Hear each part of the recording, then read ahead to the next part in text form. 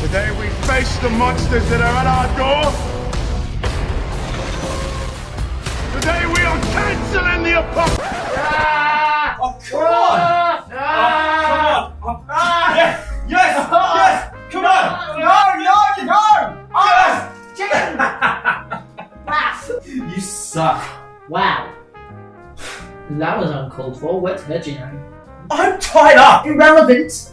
And look, despite your crummy behaviour, we are thinking about throwing you a super special treat later.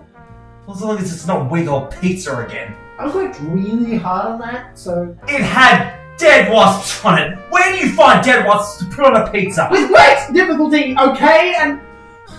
do you want your special treat or not? What? Well, we're gonna give you your favourite treat. Freedom? Oh no. Walk? No. Oh, come on, I'll wear the dumb leash, I promise. I want to see the sun. No. We're gonna give you your favourite treat. Can you guess what it is? Ice cream dinner and a movie! Yay! Hey kids! Yay! Do you like ice cream? Yeah! And movies? Yeah! I'm in hell! Well, haven't I got a wonderful treat then for you two charming little boys? Here we are!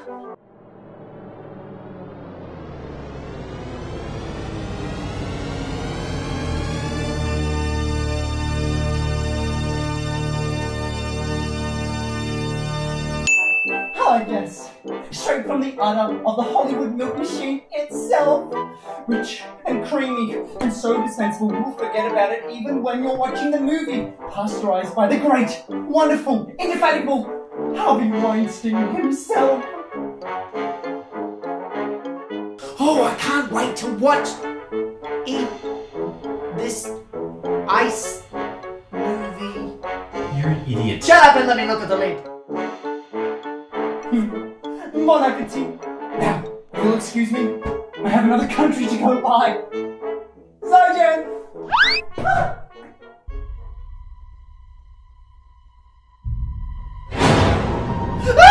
What? What is it? Dude!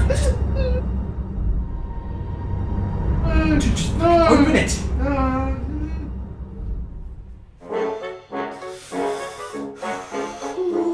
Please don't be what I think you are.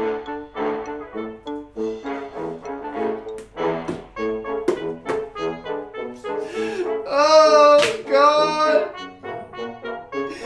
It's even worse than I imagined. Where's the strawberry? Where's the chocolate? Wait a minute.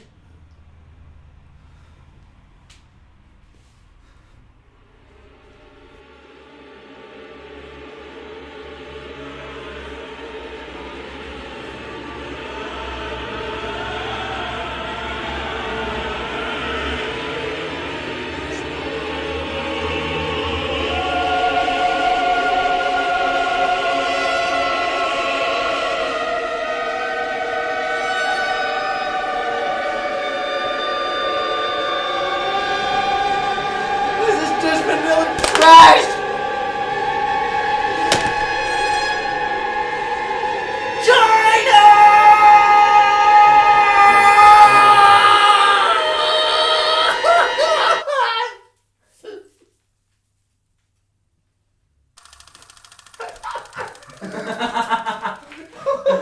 Oh, we did it. Pacific Rim Uprising is the sequel. Chinese cash in! The sequel to the 2013 film Pacific Aggressive marketing! Pacific Rim, a love child from Yale. Hail to the People's Republic!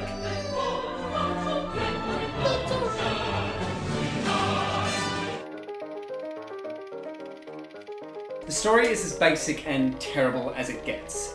It's 10 years after the original film, and Stack of Pentecost. No. Just...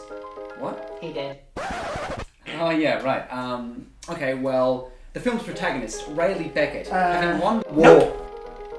Nope. What happened to him? No one knows. He's not in this film. Nah. Fine. Well, Mako, Idris Elba's daughter. What? What?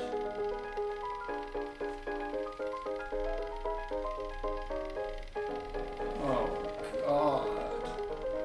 It's one of these movies, isn't it? Yep.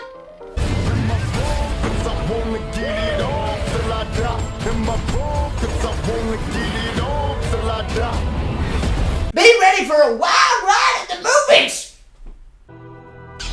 This is where the fun begins. Okay, it's probably best to start with positives on this film. Yeah. Let's see what we can do here.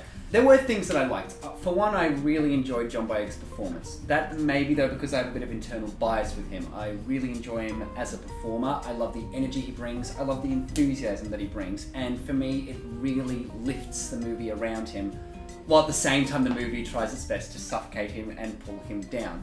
He really does his best with this kind of generic Will Smith in the 2000 and nothings, firing off quips left, right and centre character that he's been given, and I don't really think anyone else could have done any better, and I at the very least enjoyed that.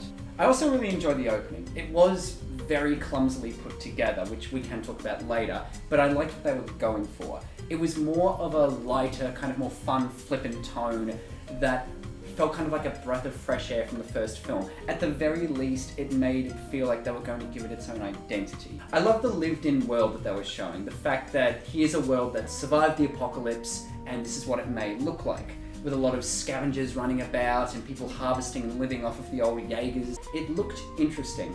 The trouble is, of course, they don't go into any of this. I also enjoyed the dynamic set up between John Boyega and Carrie Spanney. I also really enjoyed the setup between John Boyega and Callie Spanney's character. The setup between John Boyega and Callie Spanney. Kaiser Sosay. The setup between John Boyega and Callie Spanney's character. I love Carrie Fisher. She was great, wasn't she? She would have hated this.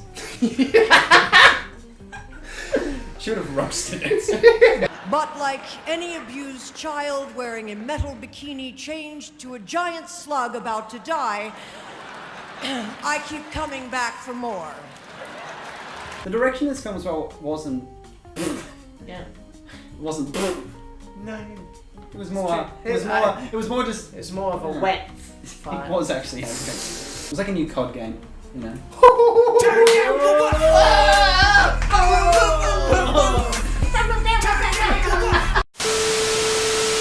The direction of this film also wasn't too bad per se. The trouble was, it was very flat. It was fine. Shots were well set up, they were decently lit. You could tell what was going on during the fights. The fights were actually decently choreographed half the time. The trouble is that there was no creativity and no effort put behind it. It was more, oh, let's have a couple of robots and a couple of monsters stomping around a giant city that looks like it was from The Sims 2. You know, and it's fine. And it's during the day, and there's no hazards, there's no weather, there's nothing crazy happening, there's nothing fun going on, there's no effort behind it. It's just fine. But I'm getting ahead of myself, so I'm now going to turn to you, Jack, and ask you, what did you like about this film?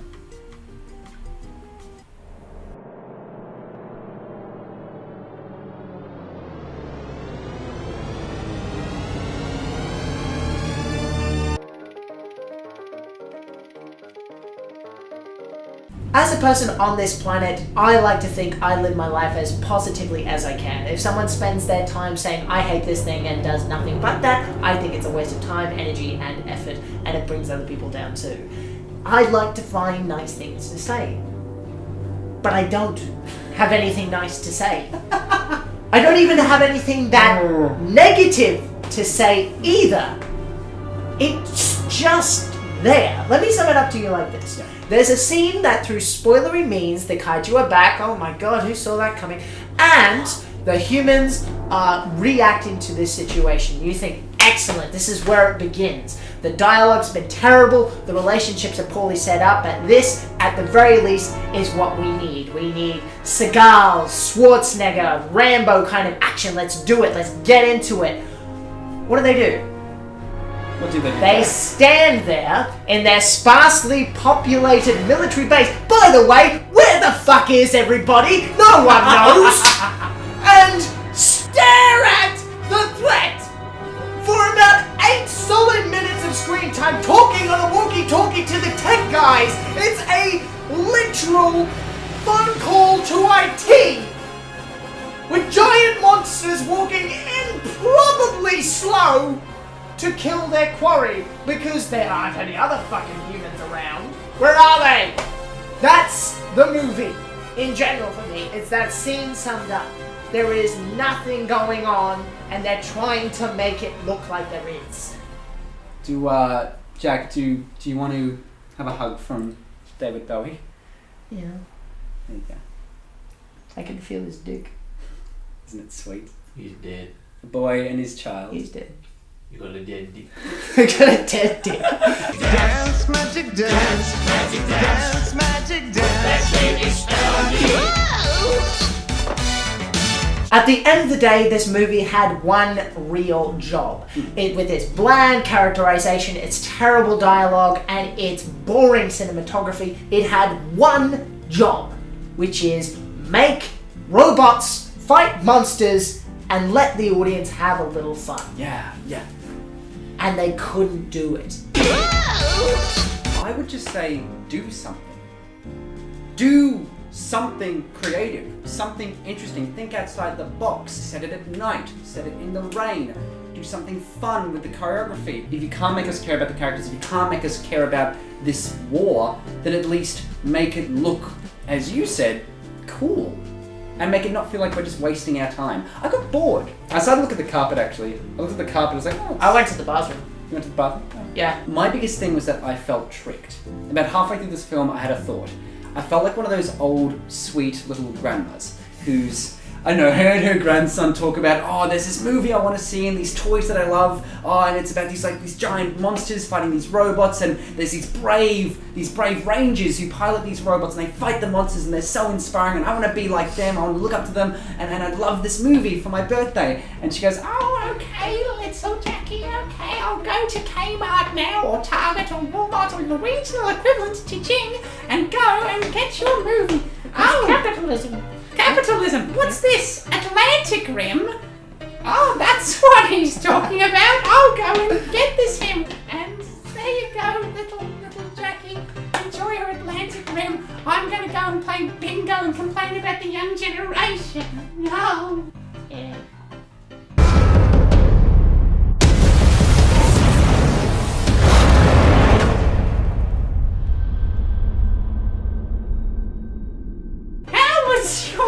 Atlantic Rim, little Jackie? How was it? Tell the world about your Atlantic Rim. Was it as good as Pacific Rim 2? It was shitty. My point is, it felt like either one of those fake direct-to-DVD Asylum films, like one of those mockbusters that you see from the good old Asylum Film Company, one of my personal favourites, or one of those really terrible direct-to-video sequels that we got in the 2000 and nothings. It just has none of the heart, none of the energy, none of the reason to exist that the original had, and you just end up wasting your time. As I said before, my biggest problem is that this film doesn't know what it wants to be. It sets up all of these big ideas but never takes them anywhere, gets to about halfway through the film and goes, oh shit, we're an action movie where robots are meant to fight monsters. Let's just have a giant robot appear out of nowhere in Sydney Harbour, and I guess we'll make it punch Clint Eastwood and... If Clint Eastwood was in this, directing or acting, he would 1,000 times better.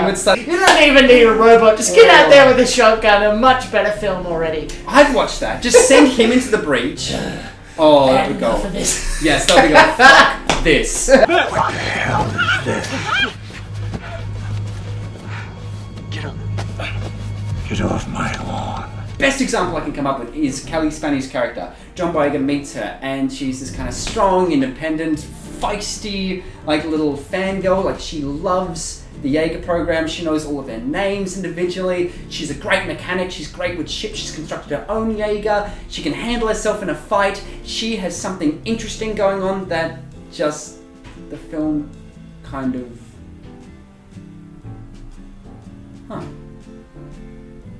No, I agree with you about the point about Kelly Spenny, and I think that, in retrospect, is what's making me more passionate about it than I normally would be. The problem for me is that it is a reflection of the original film. The chemistry between Raleigh and Mako and Mako,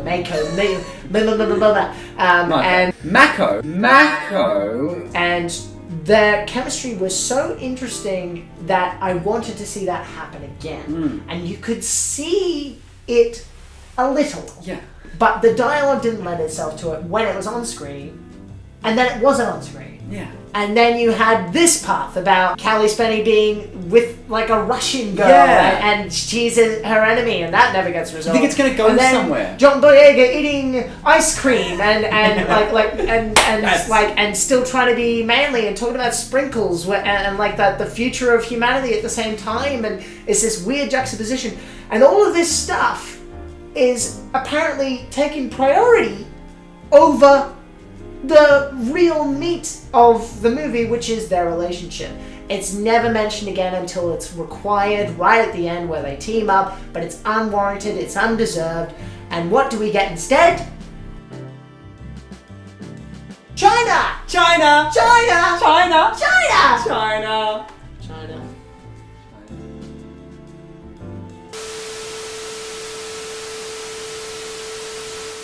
Good evening, and good night, viewers. I'm Inspector George Sykes. In recent times, Hollywood's reputation and good character have never been stronger.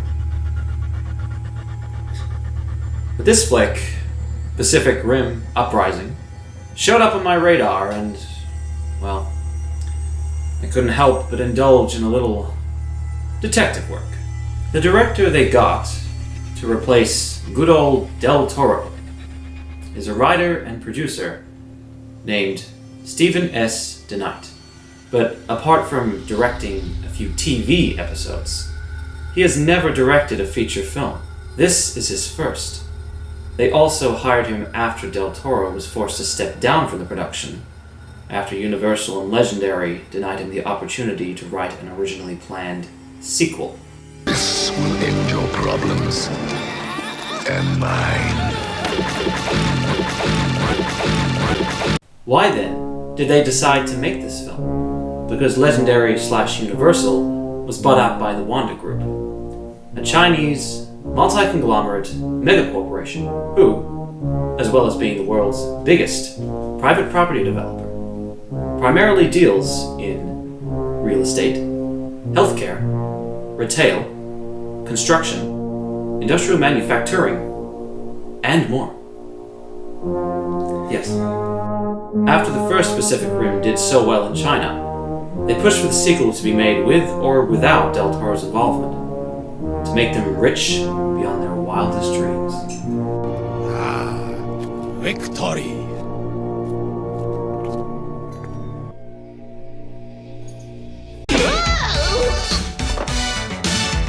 I've got a long night ahead of me, so I'll let those two jokers upstairs get back to doing what they're doing. I'm Inspector George Sykes, and don't forget, if your walls can talk, listen, support them, like they support you. China! Overall, it's mainly just a shame because Pacific Rim is one of the more underrated films of the 2010s. It reminds me of Dungeons and Dragons back in the day. People overlooked it or said it was stupid, but the people who knew really had something to cherish. Yeah. And we had an opportunity to expand the story and make more fans, and instead we've got this weird propaganda multi-billion-dollar sponsored schlock. I have nothing that I'm happy about. I feel like I've wasted my time, and that's never where you want to be when time is the most valuable resource you have. So unfortunately, I have to give it 1 out of 5 stars. Film is an art form, and people are still cynical about it. Not as cynical as people are with video games, but there is cynicism. people look down on it, and unfortunately corporate conglomerates look down on it as well. The best films out there are films where people take something from them, remember it, and can apply it to their own lives in some way, shape or form. And it doesn't even have to be a highbrow French indie film. It can be Hollywood blockbusters as well. You look at Jurassic Park, you look at Star Wars. Kong you look Skull Island. Fantastic Another one. film with a message and so much fun. Exactly. There's effort behind it, and people can remember it, and they can be inspired, and they can. That's why we tell stories. It's so sad to see a massive corporate entity just take that, suck the life out of it, and just throw it on in front of the pop consuming masses, and just make them even dumber. And it is such a shame. There are a few things holding it up, like little tent poles holding it up, and I have got to admit it's not the worst film I've ever seen from a technical standpoint. The reason why I'm going to give it such a low score though is because of what it stands for. So I'm going to give it 1.5 stars out of 5 not so impressed stars. I still got to feed Luke. Yeah. That ice cream's melted by now. Oh, God. You're a bad dad.